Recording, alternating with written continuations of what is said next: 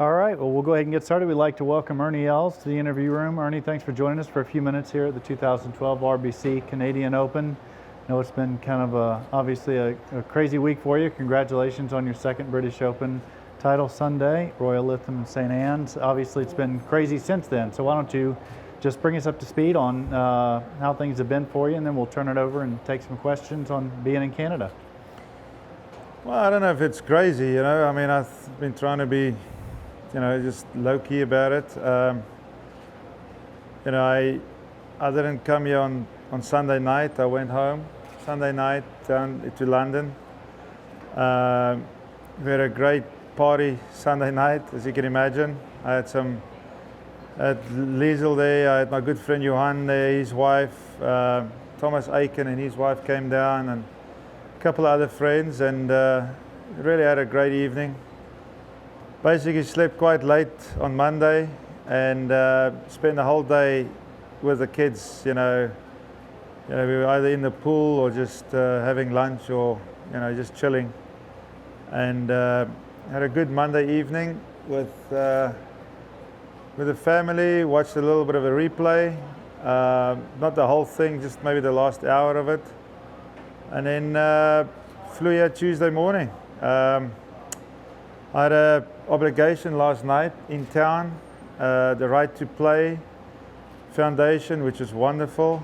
So I had to get out there early, played a couple of holes out here yesterday afternoon, and then went into Toronto and did the evening. And this morning I played with the boss at his golf club, with Gord Nixon, and at his country club, wonderful golf course, and actually feel quite refreshed. It hasn't really been all that nuts. Okay, well, with that, we know you're keeping it going, so we'll take some questions. And if you wouldn't mind using the microphone just so we can pick up for audio, we'll start right there. Okay, great. First off, thanks for coming over and supporting the event. We interviewed from the Scottish Open, and a couple of things that you said came to, you said basically I just need to put it together for 72 holes, and I've definitely got my belief back. And those were two pretty good foreshadowing quotes.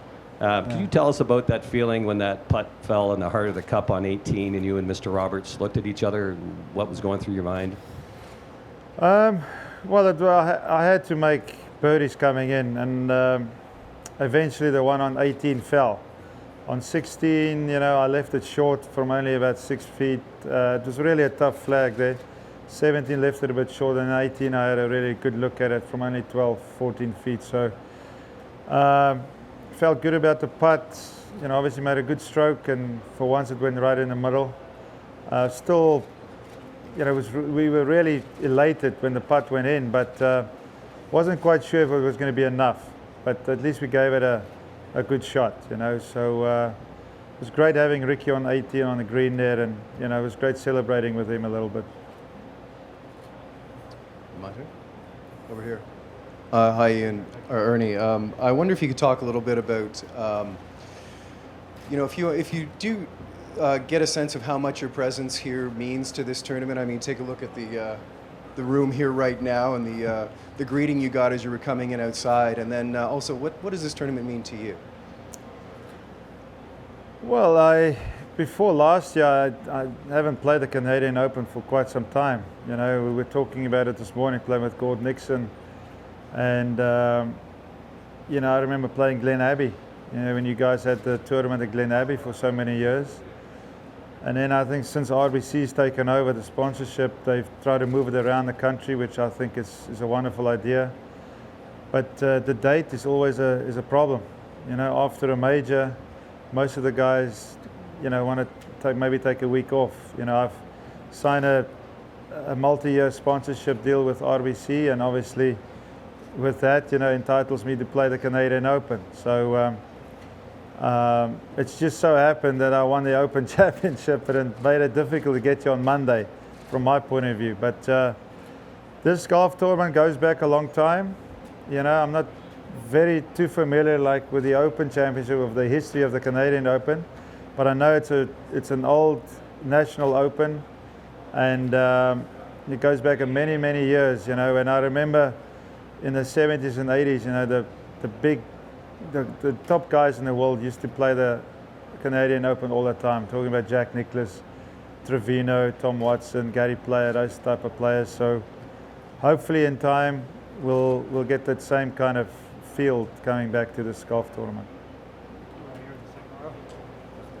Hi, Ernie. You mentioned about having Ricky there to celebrate. That must have been fantastic. But you know, this week there's a Canadian connection with having Dan Quinn on the bag. I just wonder if you could speak a bit to that. It was kind of neat. He ended up winning, you know, the American Classic down in Nevada at the same time you were winning overseas. Yeah, we Dan was with me this morning, and actually on the car ride over. It's a bit late for you guys. I'm sorry, but you know, it was a long ride, and we actually spoke about it. You know, he also started winning that tournament about 20 years ago. You know, he won there in '92, and he said to me he won in '02 when I won my Open Championship in '02, and then you know I win the Open this year, and he wins the same tournament also in the same year. So it's funny how things in this game come together. You know, so it's going to be great to have Dan back. You know, Ricky's been caddying for a couple of months now, and you know it's Dan's turn until I think Deutsche Bank to caddy the bag, and it'll be great to you know listen to him, and you know it's nice to change the scenery, so to speak. Ernie, after winning the Open Championship, you had a quote that got a lot of play here in Canada. Just wondering if you gave any serious thought to blowing this off. No. I was just trying to blow off the Monday. You know, we had a Monday morning here with RBC, with some of their clients and guys, and you know, I should choose my words more carefully next time, you know. But I was always coming, and I was just trying to get out of that Monday, and which I got out of in the end, which I'm, you know, thrilled about. But I've got to pay them back, because on Monday coming, I'm going to do a day for them. So still got to do my duties. But it was nice to have a day off with the family. So it's good to be back in Canada. Ernie, can you, when you see what Mike Weir is going through recently, and I know you guys were talking last night on stage there and giving each other pats on the back and you're good friends, but can you commiserate, can you empathize with what he's going through and the struggles he has? Yeah, I mean, Mike's a good friend of mine, and you know, it's tough when you see a fellow competitor going through, you know, a tough time in the game. We all go through that at some point in our career. Mike's been working very, very hard. People don't see that. I wish for him that that the hard work will come through now and start showing on the golf course.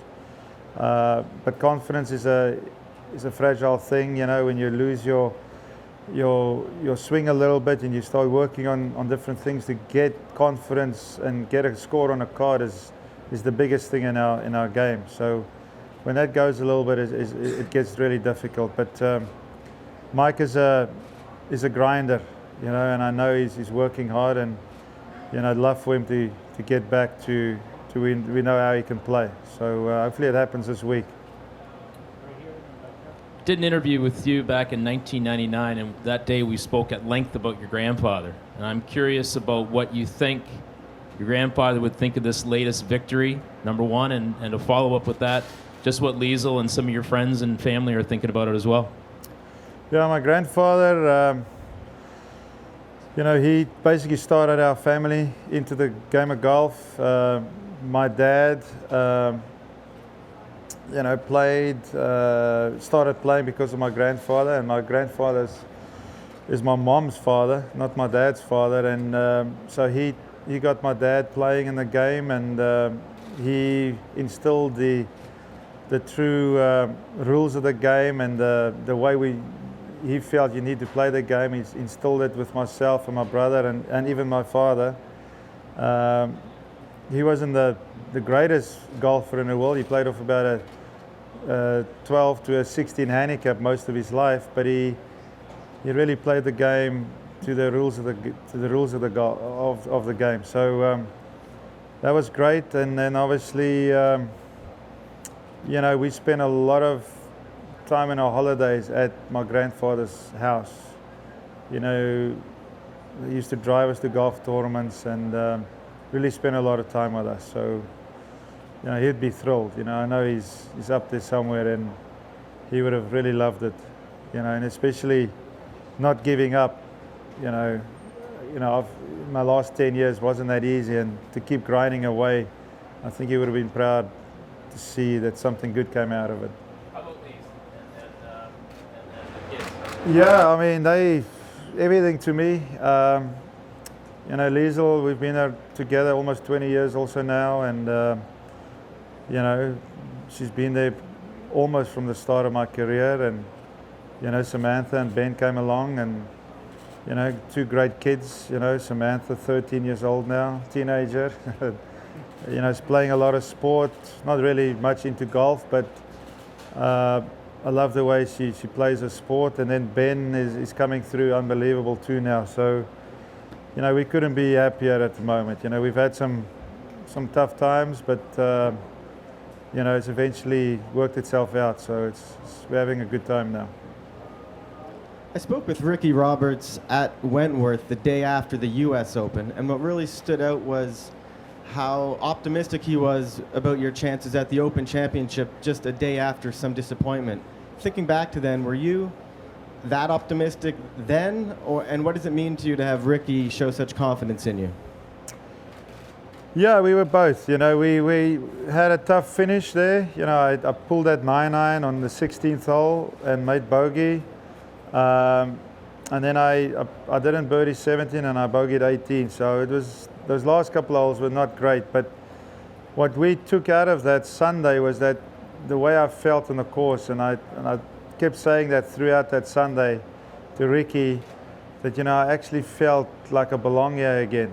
It wasn't it wasn't an out of body experience anymore where anxiety got the best of me. I felt more in control of my emotions, and my game, I felt, could stand up to the pressure again. And that's all the work that we put in, leading up to that point. So although I didn't quite finish the way I wanted to, I still felt calm, and that was good. So I think that's what Ricky was trying to maybe explain to you. And then I try to keep my game, and I kept my workouts good in the gym, believe it or not. And I played enough golf for my time off in London before the Open Championship, and we had a nice run at the Scottish. I wasn't really in contention, but we worked through a lot of things that I felt was important for Lytham. And then we just felt comfortable at Lytham. Ernie, with maybe a bit of an unusual week here in terms of preparing for this tournament, do you expect it to be a bit of a mental struggle that you're going to be competing against starting tomorrow? I don't think so. I haven't prepared on the golf courses the way maybe that I wanted to, but I feel very fresh. The Monday I think helped big, not to get on a plane and play. I had a nice Monday off, and obviously yesterday was pretty easy also, and then today was a nice leisure stroll with the boss. So I went through the yardage book with Dan quite a few times now. I saw a couple of holes yesterday. I'll be fresh and ready to go tomorrow, so I'll be competing at 100% tomorrow. We got time for a couple more right there. Ernie, about a year and a half ago, or maybe it was a year ago, I remember somebody asking you a question about your process with autism and helping out. And you said at the time, the best way for me to get the message through was to play better and create more awareness. Do you think that process helped you get to where you are now?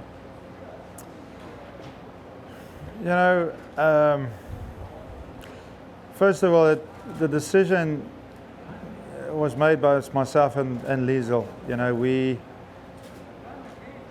We weren't public with it for quite some time, but we felt that if we come out and talk about it, because the way a lot of autistic families work, you work with other autistic families just to find out more information and stuff. And for us to be public, we really felt that the whole community would would get a kind of a bolt, of energy. And in time, with us getting more awareness out there, we can get our center built and, just get the word out, basically. So, yeah, I think me playing better golf, and we still on our mission of building that center, I think we can only benefit the autism community. How is the progress going on the center?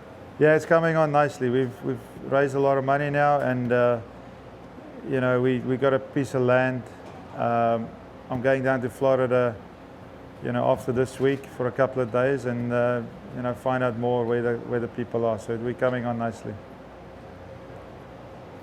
Okay, take one more. You mentioned the fact that you haven't had a chance to play the course. Have you ever played it, or are you going in essentially blind tomorrow? And how much of a disadvantage is that? I don't know if it's such a big disadvantage, because a lot of times, you play a course, you don't know where the trouble is. So maybe that's a good thing. You get your yardage, you hit it to your spot, and from there you go to your next spot. I did play a couple of holes yesterday. I played 5 holes yesterday, so I just wanted to be fresh mentally and physically. So I'll be okay. Okay, Ernie, one last. You mentioned fresh, being mentally and physically fresh, but you are in the midst of quite a schedule with the Scottish Open, the British Open, Canadian Open, Bridgestone next week, PGA the week after that. Is that how do you find the balance to keep yourself fresh, as you say? Well, I think obviously it's been a conscious decision. I had all that time off after the US Open, and I took the Scottish Open just as a real warm-up. And I was always coming to the Canadian and then the Bridgestone and PGA, so it's a nice run-up. And then I had another week off, and then going to the FedEx Cup race, and then after that I've got a lot of time off. So there's a bit of work now for the next month or so, and then we got a lot of time off after that. There's obviously a lot of prestige to play for and a lot of money to play for. So you want to be playing good at this time of the year. So I don't mind playing a lot of golf tournaments. Okay, well, Ernie, congratulations again, and thank you for your time. Thank you, guys.